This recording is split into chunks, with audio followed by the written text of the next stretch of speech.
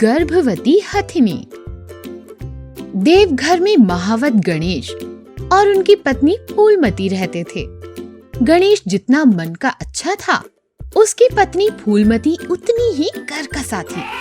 उसके पास एक हथिनी थी जिसका नाम था गजरानी। इतनी भोर हो गई, तुमने गजरानी को अभी तक नहलाया क्यों नहीं? कल एक सर्कस वाला मुझसे गजरानी को मांग रहा था, तो आज मैं देखने जा रहा हूँ कि वो लोग जानवरों को ठीक से तो रखते हैं। हाँ, ये जानवर नहीं, ये तो इस घर की मालकिन है और मैं इसकी नौकर हूँ। हाँ, नहलाऊं, धुलाऊं, इनका गोबर उठाऊं, इन्हें खाना खिलाऊं और खुद की फिक्र ही ना करूं मैं। हाँ, घर के सारे कामकाज तुम पर ही आ जाते हैं।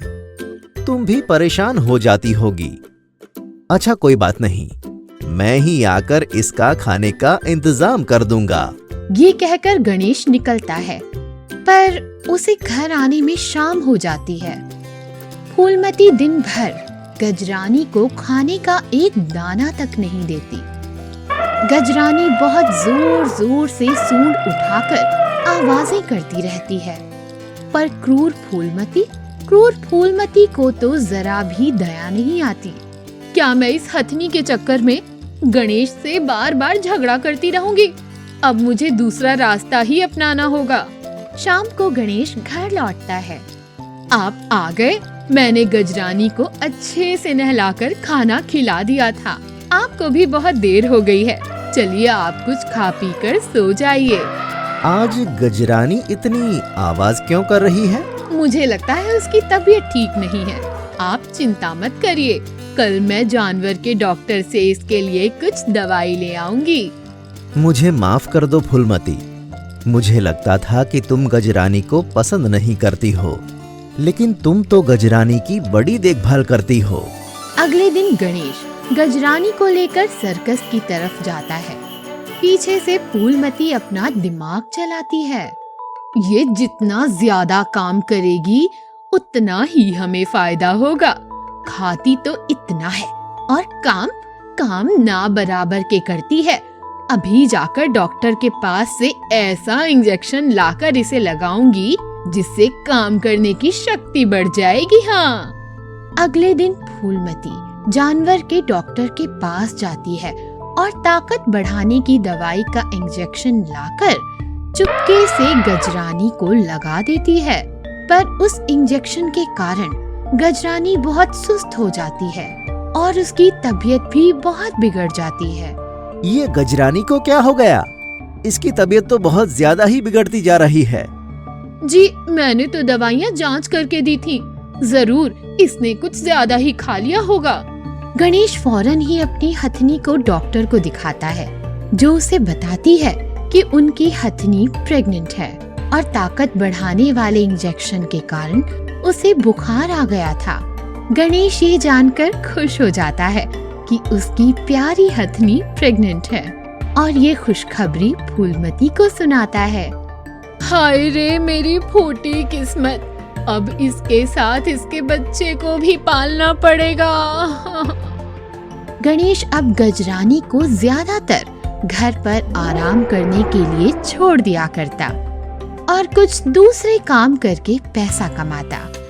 गणेश के पीछे से फूलमती हथनी से बहुत काम करवाती, दूसरों के सामान उठवाकर पैसे कमाती।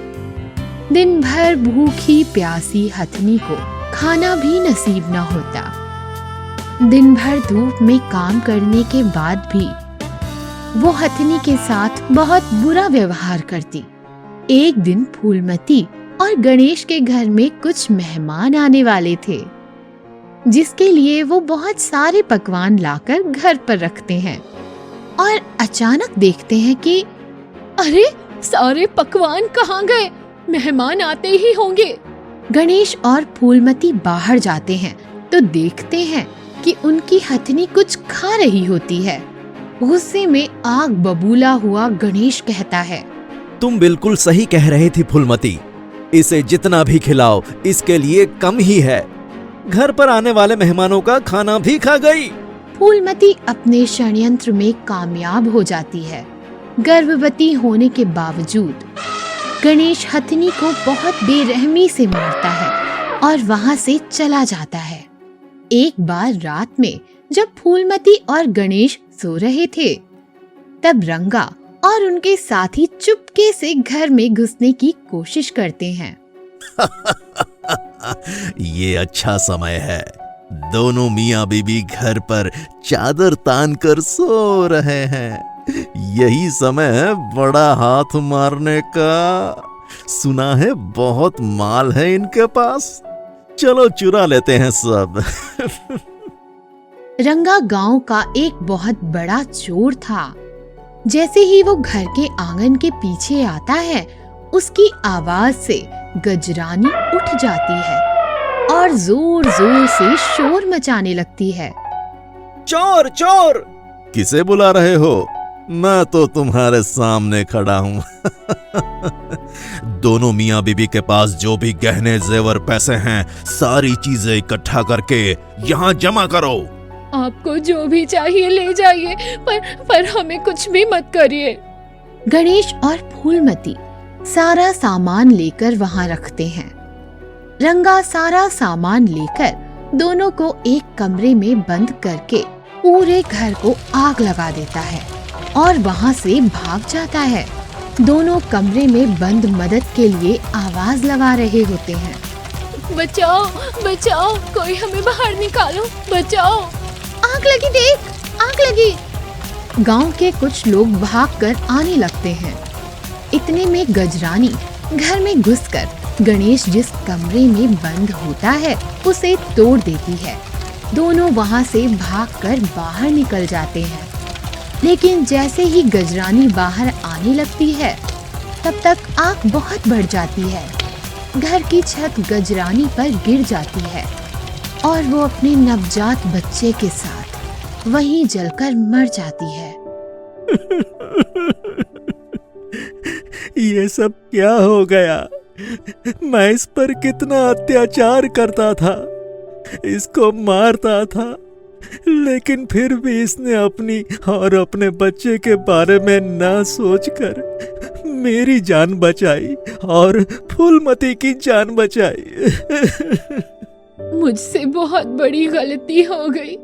मैं इसे बोझ समझती थी और आज अगर ये ना होती तो हम दोनों भी इसी आग में जल जाते और हम उसे बचा भी ना सके। माफ कर देना हमें गजरानी।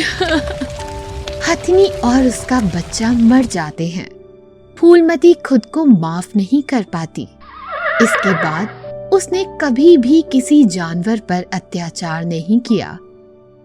इस हादसे के बाद फूलमती की बुद्धि में सुधार आ जाता है। जादुई मछली। बहुत साल पहले एक गरीब और मेहनती मछुआरा अपनी पत्नी के साथ रहता था। मछुआरा अपनी पत्नी से बहुत प्यार करता था, मगर बेचारा गरीब उसको खुश नहीं रख पाता था। मछुआरे की पत्नी हमेशा ही उससे नाराज रहती थी। मछुआरा लाख कोशिश करता, मगर उसकी पत्नी खुश ही नहीं होती थी। आ गए घर, फिर वही मछलियाँ लाए हो? तुम्हारी मछलियों की बदबू से मेरा घर गंदा हो गया है। मैं अब इस गरीबी से तंग आ गई हूँ। नाराज क्यों हो? मैं पूरी कोशिश कर रहा हूँ कि तुम्हें खुश रख सकूं। थोड़े साल रुक जाओ, मैं पैसे बचाकर तुम्हें बेहतर घर जरूर दिलाऊंगा। चलो हटो, हमेशा झूठ। मुझे तुम जैसे गरीब मछुआरे से शादी ही नहीं करनी चाहिए थी। बेचारा मछुआरा अपनी पत्नी के प्यार के लिए तरसता रहता था, मगर उसने हार नहीं मानी थी। दूसरे दिन वो फिर से निकल पड़ा तालाब की मछलियाँ पकड़ने। बहुत देर तक बैठने के बाद भी उसके हाथ कुछ नहीं आया। अब मैं क्या करूं? अगर खाली हाथ घर गया तो मेरी पत्नी और भी ज्यादा नाराज हो जाएगी। हे भगवान, मेरी मदद करो। मछुआरा चिंता में डूबा हुआ था जब उसके कांटे में एक चमकीली मछली फंस गई। मछुआरा इस मछली को देखकर काफी खुश हुआ और तब मछली बोलने लगी। रुको, मैं एक जादूगर मछली हूँ। मुझे तुम्हारे बारे में सब कुछ पता है। अगर तुम मुझे छोड़ दोगे तो मैं तुम्हें एक वरदान दूंगी। मछुआरा बोलने वाली मछली को देखकर चौंक गया, पर जब उसे पता चला कि मछली एक जादूगरनी है तो उसने मछली को वापस पानी में डाल दिया और दौड़कर अपनी पत्नी के पास गया। पता है आज मेरे साथ क्या हुआ? चुप करो, इस तरह दौड़ दौड़ कर आए हो। मुझे लगा बहुत सारी मछलियाँ लाए होगे, पर तुम तो खाली हाथ आए हो। अब इस तरह उछल क्यों रहे हो? मछुआरे ने पत्नी के गुस्से को नजरअंदाज कर दिया और उससे जादुई मछली के बारे में सब कुछ बता दिया। पहले तो पत्नी को यकीन ही नहीं हुआ, पर जब उसे यकीन हुआ उसने कहा, अरे मूर्ख इंसान, तुमने जादू वाली मछली पकड़ी और उसे बिना कुछ मांगे ही छोड़ दिया। तुम एक काम करो, अभी जाओ और उस मछली से हमारे लिए एक बड़ा सा घर मांगो। ये क्या? माना कि मैंने जादुई मछली पकड़ी, पर उससे मांगना मुझे सही नहीं लग रहा। अगर तुमने मछली से हमारे लिए बड़ा घर नहीं मांगा तो मैं तुमसे जिंदगी बर्बाद नहीं करूंगी। पत्नी की बातों से मजबूर होकर मछुआरे ने अपना मन मारा और एक बार फिर नदी की ओर चल दिया। नदी किनारे जाकर उसने देखा कि पानी का रंग बदल रहा था। पानी का रंग हरा हो गया था। जादुई मछली, ओ जादुई मछली, मैं वही मछुआरा हूँ जिसने तुम्हारी जान बचाई थी। क्या तुम यही हो? मछुआरे की आवाज सुनकर जादुई मछली पानी से बाहर आ गई। क्या हुआ? क्यों पुकार रहे हो तुम मुझे? मेरी पत्नी चाहती है कि वो एक बड़े से मकान में रहे। क्या तुम अपने जादू से मेरे झोपड़े को आलीशान मकान बना सकती हो? तुम चिंता मत करो, वापस घर जाओ। तुम्हारी पत्नी की इच्छा पूरी हो चुकी होगी। मछुआरा वापस घर की ओर चल दिया, पर ये क्या, उसकी पुरानी झोपड़ी वहाँ नहीं थी और उसकी जगह एक बड़ा सा घर आ गया था। मछुआरे को लगा कि अब मेरी पत्नी मुझसे बहुत खुश होगी, पर नहीं। अब तो तुम खुश हो ना? खुश नहीं, बिल्कुल नहीं। मुझे अब इस घर से भी बड़ा घर चाहिए, बिल्कुल महल जैसा, और मैं बनूंगी उस महल की रानी। ये सही नहीं है। ये घर हमारे लिए काफी बड़ा है। महल में रहकर हम क्या करेंगे? अगर तुम मेरी बात नहीं मानोगे तो मैं तुमसे नाराज हो जाऊंगी और तुमसे कभी बात नहीं करूंगी। दिल पे पत्थर रखकर एक बार फिर से मछुआरा तालाब की ओर चल दिया और वहाँ उसने देखा कि पानी अब लाल रंग का हो चुका था।